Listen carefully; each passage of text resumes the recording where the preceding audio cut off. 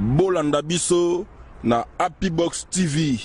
Ça veut dire décodeur Oyo. Ils ont la chaîne nyonso tout le monde entier, surtout en Afrique. Happy Box TV, plus de 400 chaînes. La télévision. Donc on tient le bas décodeur qui non Fatou azali mokonzi ya CPI. Donc longue bisika ya azali akomiti na mboka Congo. Pona ini pe donc akei na bamboka mosusu ya Afrique. Et il y a un monde petit. Puis ces pays, ils ont pour l'Afrique, c'est partout dans le monde. Pour les criminels, les bateaux, les sali, les dossiers, les bateaux, donc ils sont accusés, pour les incarcérer, pour les juger dans ces pays. Mais il y a préféré aller au Congo. Bon, aux hommes, on a la communauté internationale, comme au Canada, qui n'a pas Congolais. Vous voyez. Alors, tellement que Bayebi déjà que non, Kanambe est un pouvoir illégal. Yé Moussana Izakada ko corrompre toujours bato. Ata donc Niki Ayaki wana ambassadeur. Ayaki wana tango Ayaki na Congo. Bon décision nini ya Ayaki nango. O Trump donc atindaki. Vous voyez, malgré décision ezalaki mais tango donc ya yembala moko bakutana kina bakutana bakonzi ya Congo, o bavandi na pouvoir na ndenge ya makasi na bango puisque bazana nyonso. Ozomona. Donc bazawana donc pour corrompre batoana ayende fato ayende ba corrompre ye ba pese mbongo donc ayeka donc na visite kaka po ba pese mbongo omoni Kabila lingande bato ndenge wana soki bato ya makaso ya haut niveau baye eza po donc a maîtriser bango. Merci beaucoup amis de Congo France, chers amis fidèles téléspectateurs de la 3W Congo France.com. Merci d'avoir choisi Congo France toujours pour vous informer. Bienvenue dans cette émission Showtime avec Motonankolo Yannick Wenge. Maboko Nabo Nzambe. Merci beaucoup na tout bozaka branché botalaka émission na biso. Merci beaucoup na maman Hortense na Londres. Merci beaucoup na maman Adèle Yombo, maman Adèle Yombo na énorme président d'Ala. Merci beaucoup à le boss José Didi Pouma. Merci beaucoup na bino nyonso botalaka toujours émission na biso, bopesa biso confiance pour la groupe Sabino, toujours bas information. Alors, cette émission aujourd'hui, j'ai un grand plaisir de recevoir pour vous Papa Oscar, combattant Yamakasi, analyste Yamakasi. Tous les gens qui ont dit que nous annoncé Bino, Parafeli, ils sont vraiment malades. Bandéronio sur la poto, la biso, la raye, Parafeli, ils sont vraiment hospitalisé. En tout cas, tout ça, la bagesse, c'est bien. Tout le monde, ceux qui ont couffé après, tout le monde, tout ça, bagesse, ils sont vraiment malade, ils sont à l'hôpital. En tout cas, bagesse, c'est la biso, et cause la bien. Je suis avec Papa Oscar. Bonjour, Papa Oscar. Oui, bonjour, Yannick. Bonjour, Sango, Mikolo Belé. Aux hommes, on a tout tiré combat ou comment? Bon, en fait, tout le tiré combat, de Konangai. Tant que joueur en zone match, à côté d'un stade déjà, donc, ceci, il faut marquer Kakabi. Merci beaucoup Papa Oscar, merci beaucoup de répondre. Mais on a postulé comme député, na Kinshasa pe asadéré, na PPRD, na évité réaction na yo les états que les analystes. Ozo tunanga à propos ya Wera Son. Na ce qui m'a moqué, bon en fait, Wera Son na zamona mboka. Azana droit ya ko postuler azala pe songolo pakala kolanda ambition na ikoa. Mais toutefois il faut toyer banano qui est Wera Son normalement. Pour ce qui Wera Son a postulé za ba pays mususu tout monde ba musicien ba postuler rapé comme député musicien pas za gouverneur tout le monde qui le voit papa monsieur Taboula comme vice gouverneur na habité ba to bazo mon nom comment. Bon pour ngai na news wana donc ozo ko informer que Wera Son alingi azala a postulé comme étant député national. Bon ngana ebeli Wera Son comme étant musicien na wenge maison mère je crois nde leader ya orchestre wana be groupe wana musical mais lelo siko musique esali ndenge nini pour être Yewera tika ba musique populaire qu'il est, na ba musique tout ça. Bon, à côté na makambo politique. Mon frère, n'habite mboka na biso et comme ndenge nini. Okomona ta donc un pêcheur atiki na we pêche, akena yedo mpo banda ko sala politique. Alors on dirait comme si politique est comme business moko boezo futa penza kitoko makasi. Bon, en fait, Yewera na habité vision ya kozwete donc akoma azala représentant ya peuple na nini oyo na parlement azala député national. Bon, je me demande d'abord sur le plan même étude faite ye wera na habité asuka na classe nini pas atanga ba classe nini pour être ye a combattu na députation nationale. Mon frère, vous savez, la politique c'est un art très complexe, vous devez savoir ça. Il y a certains dossiers donc bato mususu malgré souci na bango te ba comme soki ba président de la République basala ba ministre basala ba député basala soki ba gouverneur, mais donc bazo ko kati à un certain niveau pour na ko résoudre donc ba certains dossiers puisque ba dossier mususu vraiment complexe, il faut dans la mutumoko ya domaine wana. Mais wera na éviter étude na fait ezanini papier na qualification ezanini pour ta comment ti na niveau wana. Voilà donc là on a zo mona penza que non et comme à un niveau moko boye donc a commis bloqué devant l'Assemblée pour nous défendre la question donc ils ont vraiment donc vie nationale. Mais je ne pense pas que donc Wera vraiment va s'en sortir donc na députation bien donc na niveau wana ye azo préféré azalat. Madame Kutu donc avant dana ye bongisa balumu ya sika c'est pour ça mboka na mabina donc wana en tout cas na banza pona ngai na préféré donc atika politique avant dans la musique. On les a comme conseil na groupe ça Wera atika. Donc toli na ngande na zolo bande yango wana azo pesa andeko Wera son na lingaka mingi mais en tout cas loyengeti ozomona ata musique peut zofuta. So ba Wera wana ba komi niveau ya komi c'est à cause de la musique. Et d'après problème politique ici. Alors donc pourquoi donc laisser la musique bisika domaine na yo to étoile na yo nzamba pesa yo. Bon, ok, ndesiko na ngambo mususu ya politique. Politique eza kindogiti. Yora lingido akoma lisusu ndoki. Bon, na éviter conseil ngana zo pesa ye atika makambo donc il y a ba vision politique atika na la musique pour continuer que c'est pour ça la mboka ko za la penza isengo malamu mingi. Merci beaucoup papa Oscar, très bien répondu par rapport ya mambo zolega na mboka. Merci beaucoup to bela papa to bela procureur général Fatou Atoza na Kinshasa bits na ye na Kinshasa ezaki nini aki na Kinshasa basolola na Kabila mais caméra ezwaki te ezaki na butu conversation ye na Kabila azaki pe na ba opposant na biso na ebité bits ya Fatou na Kinshasa ezaki nini. Bon yomoko otiolo ba wande ko nanga kino Fatou azali mokonzi ya CPI donc alonge bisika ya azali akomiti na mboka Congo pona ini pe donc akei na bamboka mosusu ya Afrique te. Et il y a un monde petit. Puis ces pays, ils ont Afrique, c'est partout dans le monde. Pour les criminels, les bateaux, les sali, les dossiers, les bateaux, donc ils ont accusé, pour les incarcérer, pour les juger dans ces pays. Mais il y a préféré aller au Congo. Bon, aux hommes, on a la communauté internationale, comme au Canada, qui n'a pas de Congolais. Vous voyez. Alors, tellement que Bayebi déjà que non, Kanambe est un pouvoir illégal. Ye musana izakada ko corrompre toujours bato. Ata donc niki ayaki wana ambassadeur. Donc ayaki wana tango ayaki na Congo. Bon décision nini ya ayaki nango. O Trump donc atindaki. Vous voyez, malgré décision ezalaki mais tango donc ya yembala moko bakutana kina bakutana bakonzi ya Congo, o bavandi na pouvoir na ndenge ya makasi na bango puisque bazana nyonso. Ozomona. Donc bazawana donc pour ko corrompre bato wana. Ayende, Fatou ayende ba corrompre ba pese mbongo donc ayaka donc na visite kaka po ba pese mbongo omoni Kabila lingande bato ndenga wana soki bato ya makaso ya haut niveau baye eza po donc a maîtriser bango ata bazaki na kanda likolo na ye akopesa bango ba jama akopesa bango ba oro akopesa ba mbongo après quoi bato na basala nini bakozwa kimia pe bakozonga na bango ndengo otsolo ba odo caméra ezalaki te tout ça c'est-à-dire makambo ezalaki pena na kuku ya se na ndenge na bango siko yoko ye bandene comment allez-vous découvrir ba secret to masolo bango basololaki so caméra ezati presse soko ezali yenda bimisaka masolo no ya mulili masolo ya kati abimiso libanda po bato bayoka ngome caméra ezalaki nango te donc Fatou ayaki kaka ko sala ba business na ye ya kolia mbongo na ba gouvernement il ba médiocre ba na pouvoir ba lingi kolongwate après quoi azongi na ye. Voilà ce que je peux vous répondre. Merci beaucoup. Tu vas dans ma solo na Beni mbula mo to beta ba kufi ebele peut être dans le solo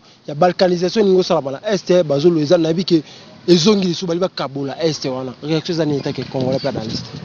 Bon en fait Moi, je me demande si réellement il y a sécurité au Congo. Bakonzo vandi na pouvoir. Balobi que non, sécurité ça partout, territoire donc kimia ezali, peuple donc Gaza, azana kimia. Bon, ce qui ba biloko wana ba sécurité à tout moment.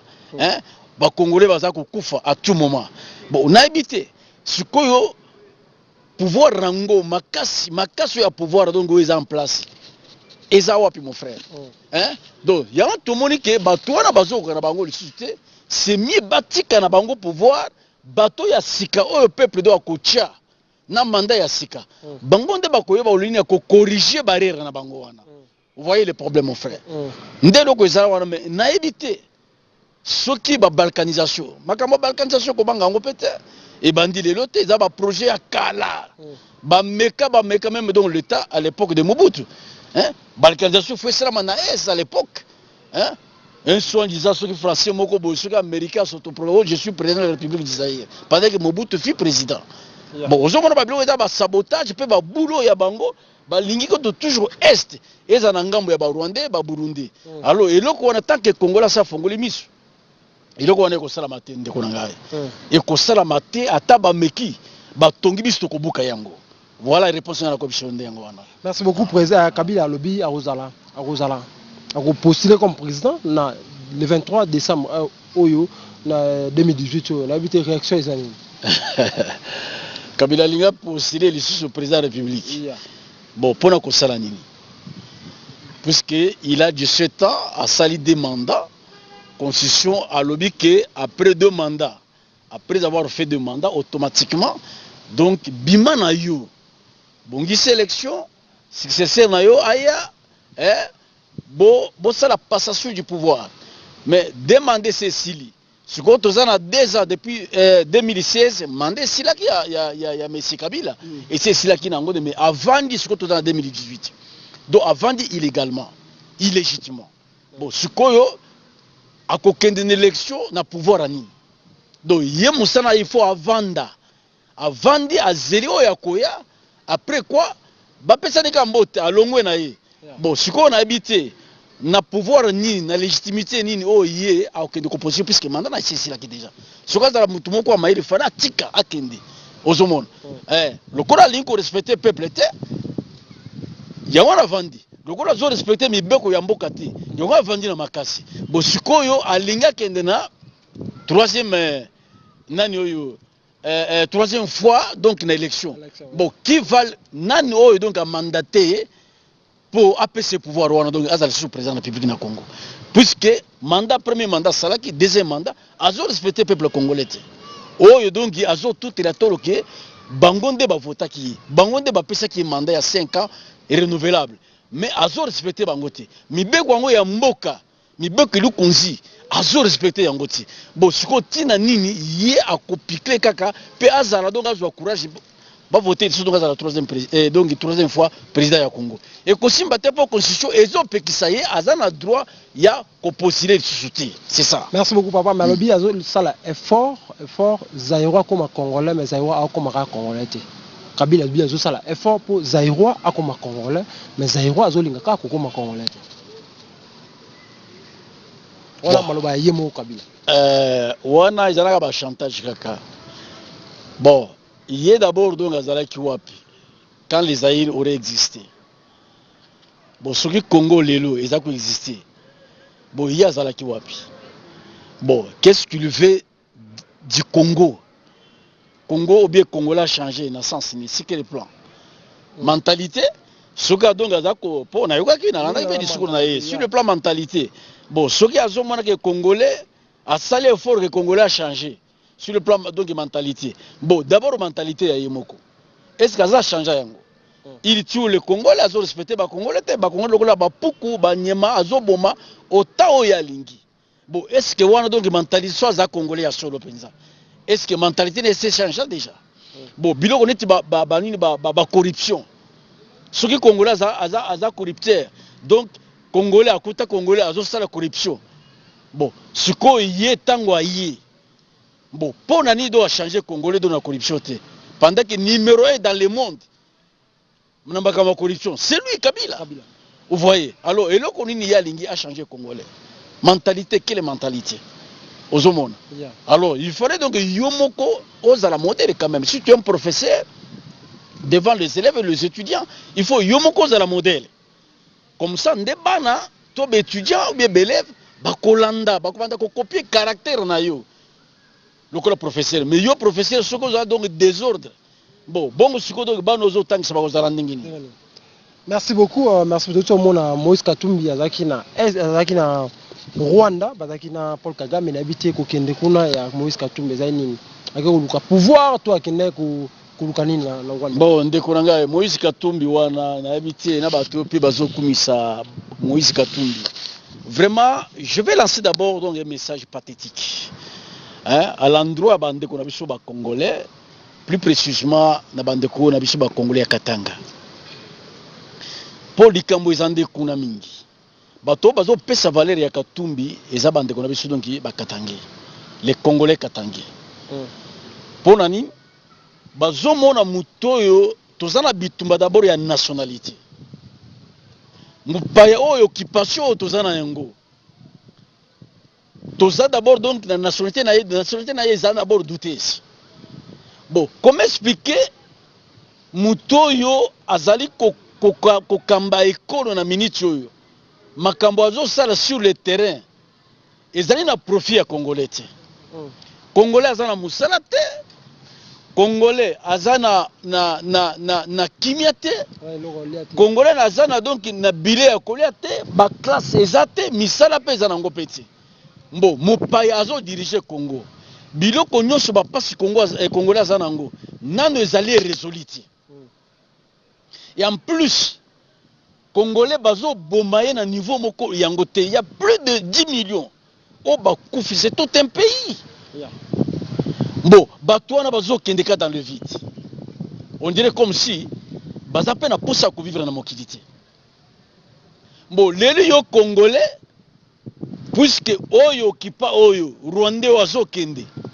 Alors, ce que bozo italien bochali donc bochali chose à la président Nabino. Mais n'habite quel genre de Congolais bozo raisonner le lengeni bande konangai. To kende pas to zonge pas.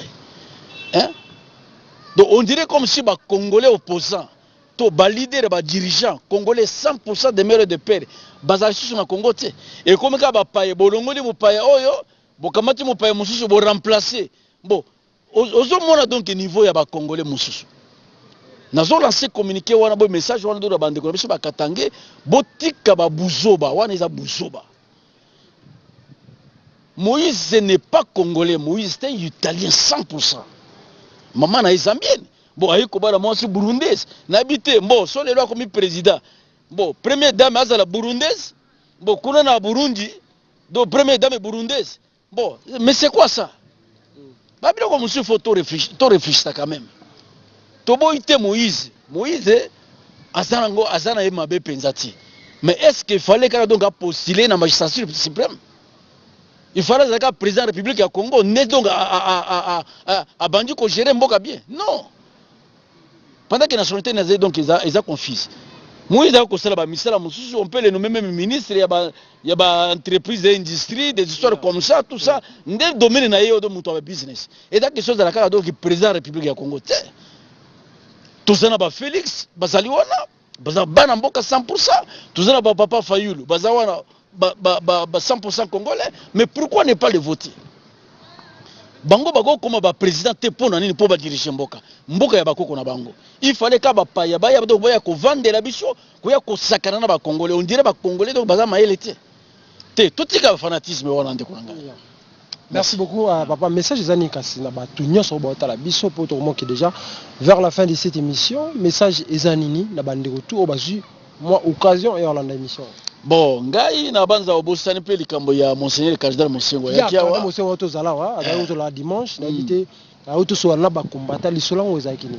OK. Vraiment ngai na zwaki mo tempeda okilete mais nazaraki connecté et donc présence ya Laurent Désiré et Laurent Mosengo le cardinal. Vraiment ya kiawa biso ba combattant ba congolais to sepelaki to kindaki koyamba bisika donc masolo elekanaki ba conférence na banini Alors vraiment yambaki biso bien. Alors message de la carte donc que non biso ba congolais, biso jeunesse, bon se prendre en charge. Je crois donc qu'il a zongirika na maloba oyo le fait héros ya Tshisekedi papa na biso Etienne Tshisekedi wa Mulumba aza koloba donc na meeting koyebisa peuple congolais, jeunesse en particulier que bon se prendre en charge. Bozana moment ya kolala lisusu pongite, il faut botelema, bo défendre mboka na bino. Ba paye baza déjà envahi. Banvahir biso déjà na mboka moya kolali sa juste miso ezate faut totalement to buter bango dehors to récupérer mboka to bungisa mboka. Je crois message président capital oyo apesaki na communauté congolaise o bakena ko tala ye na aona fi d'ici ezaki keno peuple jeunesse à la muka à la pongité mboka eza envahi na baini. Voilà. Donc eloko nde yango wana. Message ezani ni kaspoto kabana yo na numéro de téléphone. OK, merci beaucoup. Message on a ko lancer na peuple congolais, bandeko baza kolanda biso partout na ba diaspora, donc kuna na ba poto mikili na ba Congo awa, donc ezake biso na moment oyo biso to vandi awa mboka vraiment sans blague, mboka na biso ezokende malembe. Alors tokoki kolala lisusu te, il faut totalement toloka ba stratégie na bandenge nyonso na ba couleur nyonso butu pe moi et de tout libérer mboka. Soki to blemi to vandi to croiser les bras. En tout cas, sans blague, mboka ekozala na maboko ya banguna libéré na libéla. Ekozala trop tard pour te récupérer mboka na biso. Donc il faut tout le monde to continuer na lire l'esprit à Tshisekedi wana et te orine ko récupérer mboka, tocha démocratie, mboka ezala malamu. Biso tozala libanda awa. Tozo sepena na mboka libanda, mboka oyo ya libanda te. Tozo na posepe tozo na mboka na biso. To réjouir quand même donc na ba richesse. Oyo baboti na biso bakoko na biso batika ndelo ngardo na kolancer et pas bande ko na biso ba congolais totika pe ba fanatisme eloko ya mibale ndangwana fanatisme eza bien te biloko ba tribalisme ba jalousie makambona ekoki kotonga mboka te. Ce sont les antivaleurs qu'il faut combattre kolongolango pembeni. Donc toyeba lolenge nini ya kobongisa mboka na mayele ya bien na bomoko pe na bolingo. Soki na ndenge wana te ote biso bato Félix o biso bato Moïse Katumbi o biso bo biloko wana ekosimba nango kaka te ozomona mopaya kotikala ka mopaya okotikala ko changer bato lokola bakengo wana kengo asali soki 40 ans soki 50 ans na pouvoir atikala kozala chômeur te na Congo mais kengo donc Laurent Désiré Kabila ye bakimaki akendaki dans exil maloba kindengeni arbiso bokamati mbelito gilete bokatinga yao awa makile bimi bakomi Congo ti mais il fut ministre azalaki ministre ya Congo de loza donc il est président ya Sénat donc combien azwa ba titre combien a salé la Congo mais jusque là azo wanga na biga za congolais puisque papa na eza azali nani maman na eza rwandaise et puis papa na eza polonais mais azo kende ko sala na Rwanda te azo kende ko sala na Burundi te to na Pologne te mais azo sala na Congo akomi koko na Congo mais azo reconnaître Congo ni école primaire atika ata maternelle atika ko tonga te tala motema mabe ya bapaya bino boza ko soutenir bakala tona boza ko soutenir po bazala kaka donc ba président na Congo et loko ni bango basala boko changer bango makila malgré mikanda o bango balingi do basomba mikanda par la biso ba nationalité est-ce que makila boko changer yango so mutu donc aza école mususu do kotika ko changer pe nani atika la donc mona mboka te ndelo ko ngal donc vraiment na da ko singa na bandi ko miso ba congolais Soli vous contactez aux Zwanga 073 80 44 046. Merci beaucoup, chers amis fidèles téléspectateurs de la 3W CongoFrance.com. Comprenez que ça, c'est une émission de divertissement. L'émission, on a vraiment laissé pour la bino, combattant, on va analyse. Ça la canalise par rapport à Mambo et les Galamboka, amis du Congo France. Merci beaucoup à les boss José Didi Dipumba. Merci beaucoup à maman Hortense à Londres. Merci beaucoup à maman Del Yombo. Merci beaucoup à tout le monde au Botaraka. Vraiment émission à Bisso. Merci beaucoup vraiment vous avez branché dans Congo France. Vous allez décider. D'ici là, pour tout bien sur www.congofrance.com avec l'espoir de vous retrouver au prochain numéro. Ciao.